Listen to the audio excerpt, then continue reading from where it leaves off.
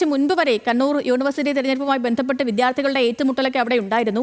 Police നോക്കി നിൽക്കെ തന്നെ പരസ്പരം ഏറ്റുമുട്ടുകയായിരുന്നു SFI UDSF പ്രവർത്തകർ. ദൃശ്യങ്ങളിലേക്ക്.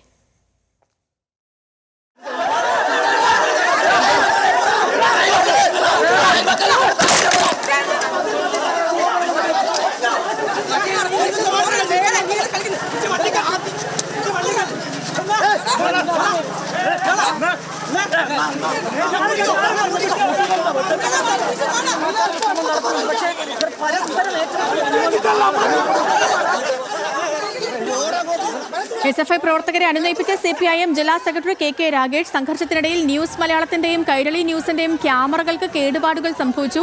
മനോരമ ന്യൂസിന്റെ ക്യാമറാമാൻ ലിജിന് കല്ലേറിൽ പരിക്കേൽക്കുകയും ചെയ്തു. നിഖിലുണ്ട് വിവരങ്ങളുമായി. നിഖിൽ, ഇപ്പോൾ ഈ സാഹചര്യത്തിന് എന്തെങ്കിലും അയവ് വന്നിട്ടുണ്ടോ? എന്താണ് പുതിയ അപ്ഡേറ്റ്?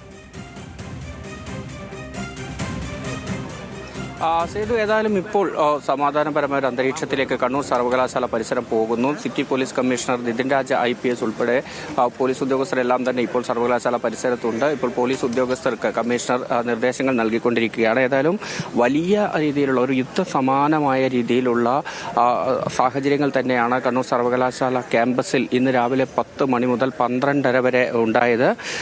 ആദ്യം ഈ വോട്ട് ചെയ്യാനെത്തിയ UDSFന്റെ UUCയെ തട്ടിക്കൊണ്ടുപോയി എന്നൊരു പരാതിയായിരുന്നു. കാസർഗോഡ് നിന്നുള്ള സഫ്വാനെ തട്ടിക്കൊണ്ടുപോയി എന്ന് UDSF പ്രവർത്തകർ ഒരു പരാതി ഉന്നയിച്ചു. ഇതിന് പിന്നാലെ അതൊരു സംഘർഷത്തിലേക്ക് മാറി. വലിയ രീതിയിൽ SFI UDSF പ്രവർത്തകർ തമ്മിൽ സംഘർഷമുണ്ടായി. അത് പോലീസ് അതിനെതിരെ ലാത്തിചാർജ് ഉൾപ്പെടെ നടത്തുകയും ചെയ്തു. പിന്നീട് വീണ്ടും തെരഞ്ഞെടുപ്പ് നടപടികൾ പുരോഗമിക്കുന്നതിനിടെയാണ് ഈ SFIയുടെ സ്ഥാനാർത്ഥി ദിശ ഇത്തരത്തിൽ UDSFന്റെ ഒരു UUCയുടെ ബാലറ്റ് പേപ്പർ തട്ടിയെടുത്ത് ഓടി എന്നൊരു ആരോപണം ഉന്നയിക്കുന്നത്. ഇതിന് പിന്നാലെ ഇത് വീണ്ടും സംഘർഷത്തിലേക്ക് മാറുന്നു.